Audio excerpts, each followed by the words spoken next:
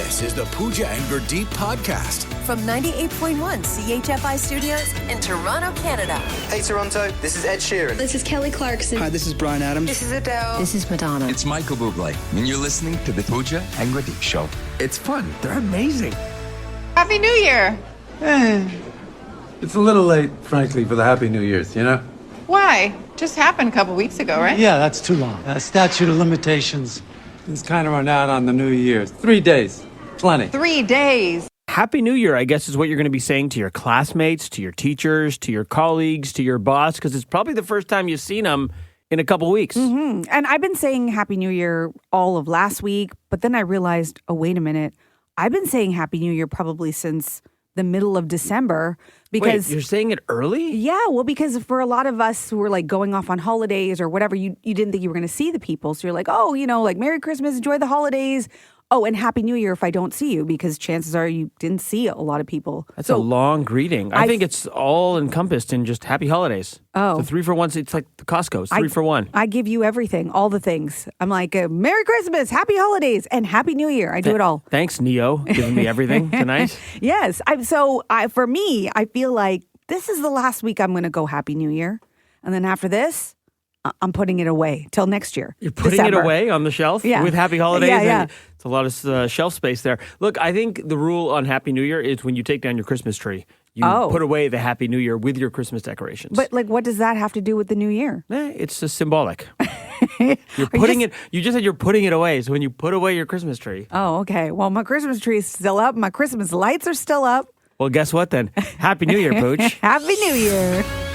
From CHFI Studios, It's the Pooja and Gurdeep podcast.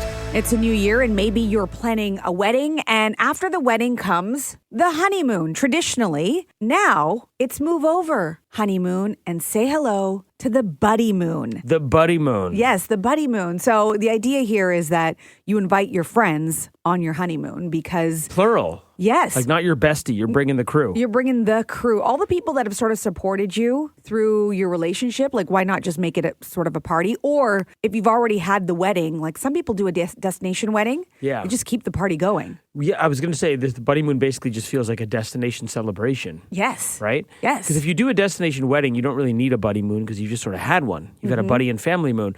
I love the idea of a buddy moon.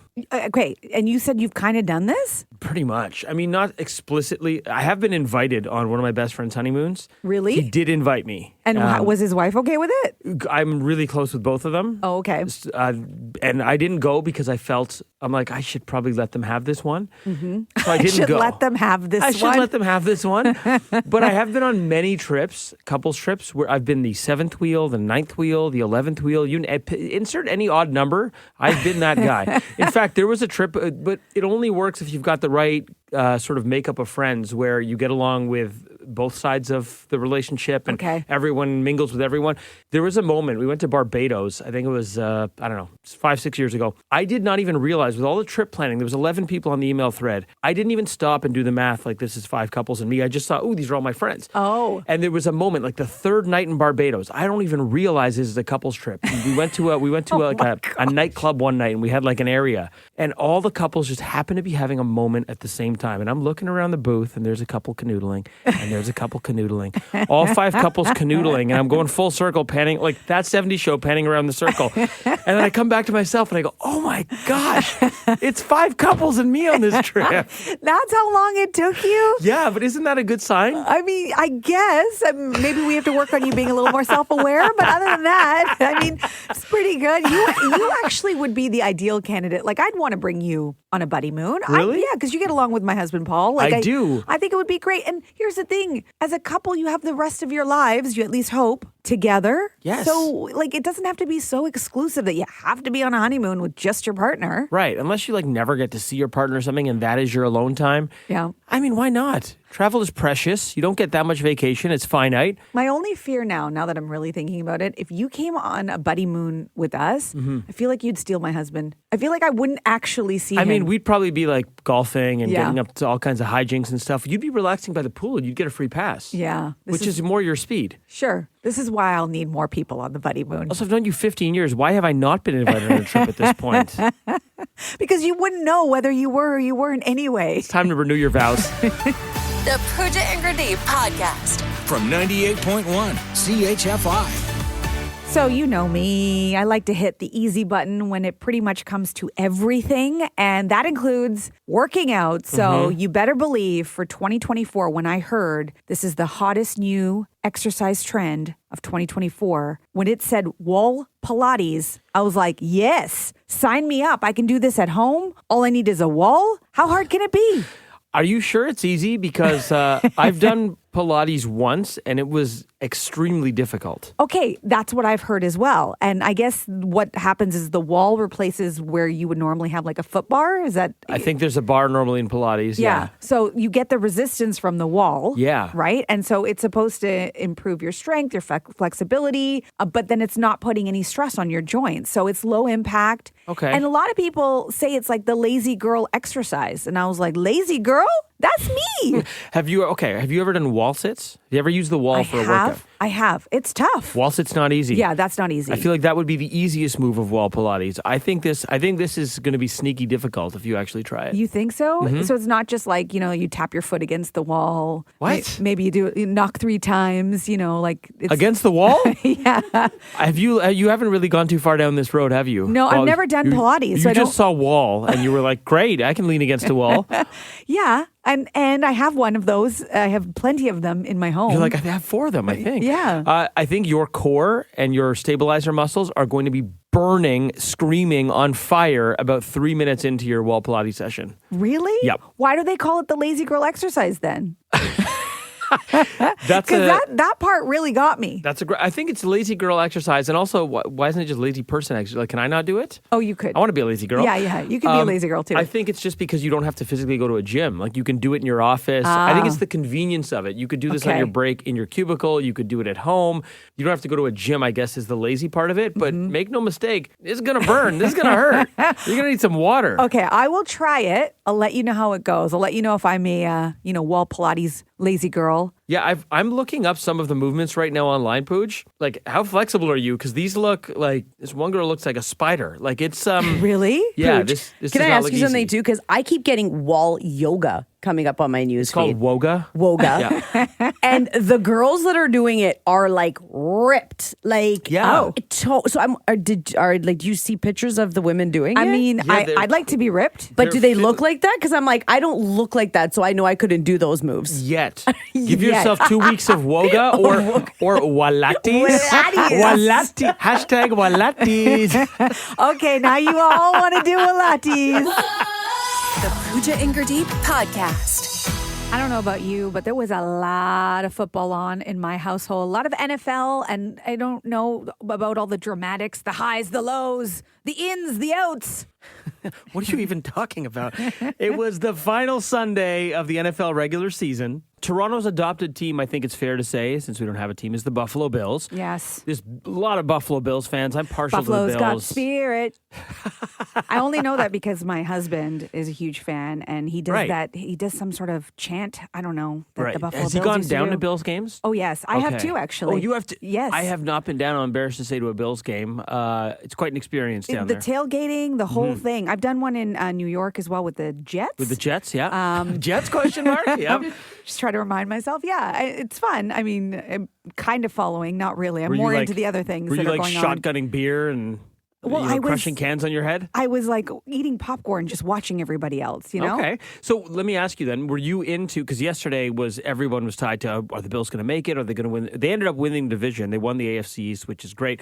Were you into it yesterday? Well, it's funny because the football was on in our household and it was all day. And at one point, Paul really wanted me to get into it. He's like, so you know what's going on, right? Like, you understand how the game works. I know we've talked about it. And I'm like, yes. And then he started testing me. He'd be like, okay, so 2nd and 8, what does that mean? And I'm like, oh, they've got to make 10 yards. And he's like, but where's the line of scrimmage? And like, it was so silly. And here I am being tested, but I guess he was just trying to like get me Get you invested so that he's not watching alone and that you get something out of it too. I've been that guy before too. But then it said like win and in the corner of the screen, and I'm like, ooh, if they win, are they in? He's like, yes, Yeah, that's precisely. When you're in. Yeah, that's the whole thing. You think it's silly? And then he's like, I don't think we need to watch football together anymore.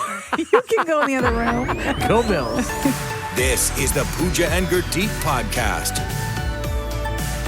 I think we all indulged over the holidays. And while they're maybe not New Year's resolutions, we all know that you have to get back to reality at some point. Chocolate for breakfast is not ideal. Do we, though? Can't we just keep it going?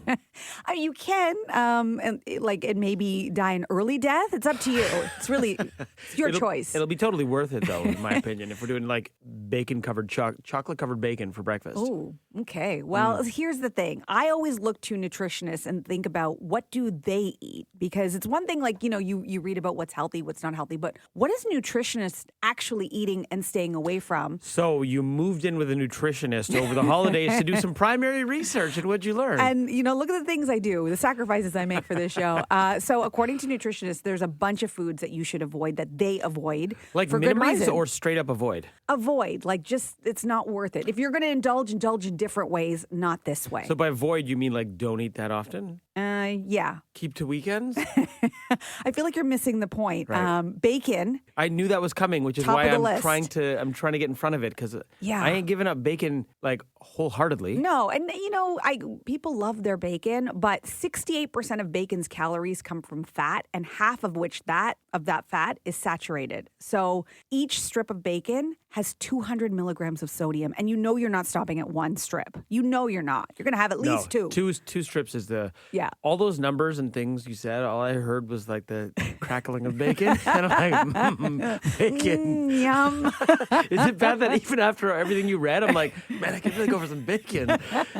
I mean, maybe it just points to why we indulge. That's exactly why we do it. Sprouts. Okay, this one surprised me. That's surprising. So sprouts like alfalfa sprouts, bean sprouts are supposed to be good for you. But this is specifically commercially grown bean sprouts because they're prone to bacterial contamination. I'm sorry, if I'm at I don't buy sprouts. If I'm getting sprouts, it's if I'm like Uber Eatsing or I'm at a restaurant. Uber Eatsing? Uber Eatsing, it's a verb. thing. It's a verb, yeah. Okay.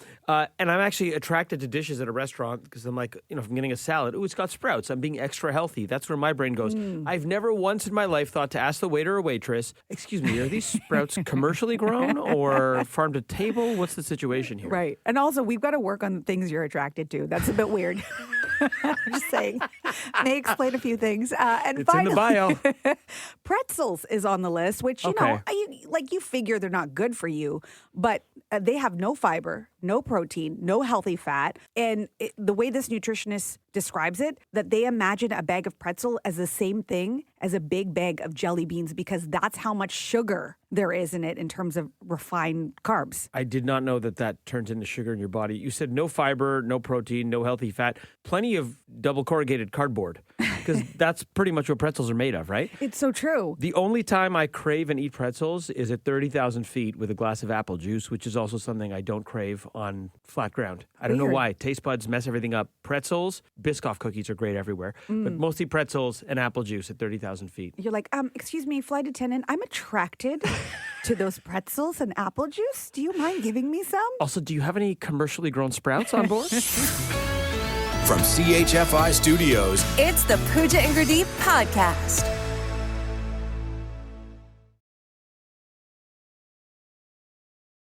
The Pooja and Gurdeep podcast.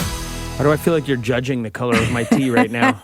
I'm not. And a tea expert is, though. Basically, what you put in your tea, like how much milk you put in your tea and the shade it ends up, says something about you. So I ask you, when you enjoy a cup of tea, and maybe you're having one right now, maybe look down, tell me what shade it is. Do you put in like 1 milk, 2 milk, 3 milk, or are you like or mostly, black? mostly milk. That's some people as Or well. just all milk? Yeah. A lot of people just touch the tea bag in and out. Yeah. And it's like mostly milk. I have a friend who does that. How do you take your tea? Generally black. Okay. All right. And producer Steph? Black. Okay. So you're both under the black tea category. This is what it says about you. We're hardcore. If you like your tea black with no sugar or milk, you don't play by the rules. Or Sounds about right. Yeah. Or that's at least what you want people to think. Uh-oh. Sounds about right. They see the real me. I'm weak. It's possible you'd prefer to be a hipster that drinks black coffee, but that you actually hate coffee. No, I love Okay, coffee. no, that's where they lost me. Yeah. I don't know what this says about you. So wait, this is saying you're doing this to put on a show and that you don't actually enjoy it, essentially? Yeah. That you're just like, oh, I take black coffee because that's what like... Because that's hardcore. Yeah, That's it's cool. hardcore. It's like, I So don't then need sugar. I don't need it's anything else. Just to show that we don't like coffee, because then that would make sense. Right. Because I love coffee. Yeah. I absolutely love coffee. I just like how mean this is. Okay, how do you take your... So I would say that I put in about two milks. Ooh, So that's very milky. I fall into bit beige. Bit beige is what mine is, and this is what it means. Bit beige. Okay. Unfortunately, if you like your tea a bit beige, there's not a lot about you as a person. You're Wow. a bit beige. You'll watch exactly one episode of your latest box set and be in bed by 9 p.m. Well, that's actually accurate because of this. How do you know me so well? That's yours is actually... Yeah, and I don't know what this means. Possibly still eat the occasional turkey dinosaur for dinner, and your favorite method of preparing potatoes is boiling. Oh, so they're saying even you're eating it. Your eating is boring. not boring, though. What's wrong with boiling potatoes? Boring. Well, it's a little boring. I mean, it gets to a great mash. It's funny because I would describe you as a bit beige. do you match your tea? When you look down into your tea, is it like looking in a mirror? Pretty much, I guess. Can I ask you what it says? Because I have a particular friend who like the cup is 2/3 milk. She touches the tea bag in and out for a second. And I'm like, you're drinking like a glass of warm milk, basically. What does it say about those people? Okay, so they're considered milky water people. Mm-hmm, yes. And it says if this is your jam, you probably just want to drink milk. This is good for calcium, but apparently it's not a good cup of tea. The scale simply says, don't be this person. I hope they're listening. The Pooja and Gurdeep podcast. From 98.1 CHFI.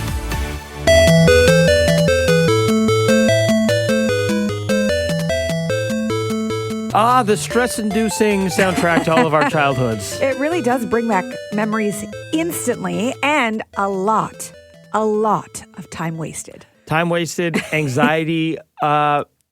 This is a wild story. So Tetris, I didn't know this. I didn't realize Tetris had never been beaten by a human, like the original Tetris on Nintendo Entertainment System. Okay. I'm talking about genuinely beating it. No Game Genie. Remember Game Genie? Yes. No Game Genie, no cheats, no codes. Like actually beating it start to finish. Had never been done by a human. I don't even know what finish looks like. Like, what does that even mean? I don't know. I think I made it to like level 8 or 9 once. Okay. And it got so fast that it's just like insane. You can barely move the Right. lines and That's the right. little pieces that look like underwear. You can barely move them around before they... Pieces that look like underwear? Yeah, the 3-spot And one socks. down. Yeah. The L. See? She knows. Yeah, it's socks and underwear. Why do you guys think of laundry when you play Tetris instead of blocks? So glad somebody backed me up there. Okay, sure. Okay, so it had been beaten once by AI, okay? But for the first time, and you'd think it's like some 40 or 50-year-old dude of our generation who's beaten it. Right. Or I shouldn't even say dude, pardon me, female, because every female I knew was better at Tetris than... True. Man, I don't know why. Maybe it's the way we look at laundry. I'm kidding. I'm not going there. I think it's the organizing part of it, right? Like you have to be quick on organizing and stacking. Because even when me and my daughter play it, we're awesome. My son plays it; he's okay at it. Yeah, like the I think best it was- Tetris players were women always. I think it was just a really good game. It was designed very well, so it appealed to all And the genders. other organizing game that women were better than men at, Dr. Mario. Yes. Also, right? Yeah, the same kind of pills. thing, the pills. Anyway, sorry, I'm losing the point here.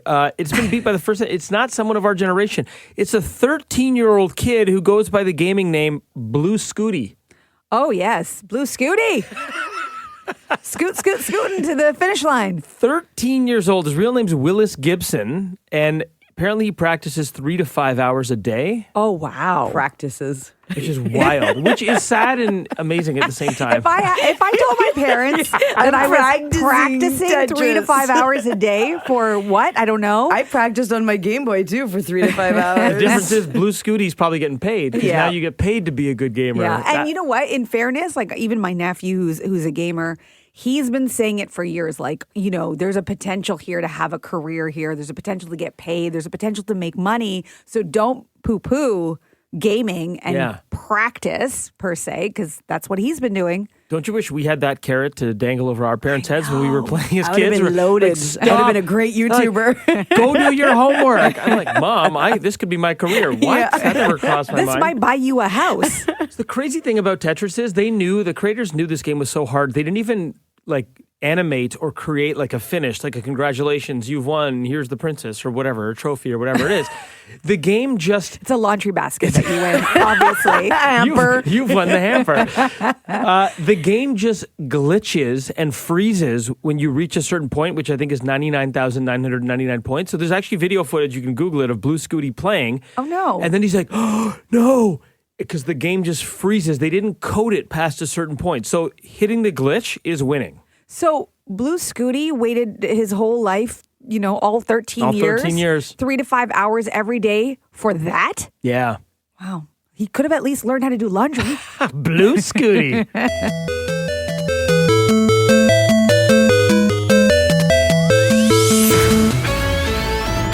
Thanks for listening to the Pooja and Gurdeep podcast. Listen to Pooja and Gurdeep live weekday mornings from 5 to 9. Only on 98.1 CHFI. Toronto's perfect music mix.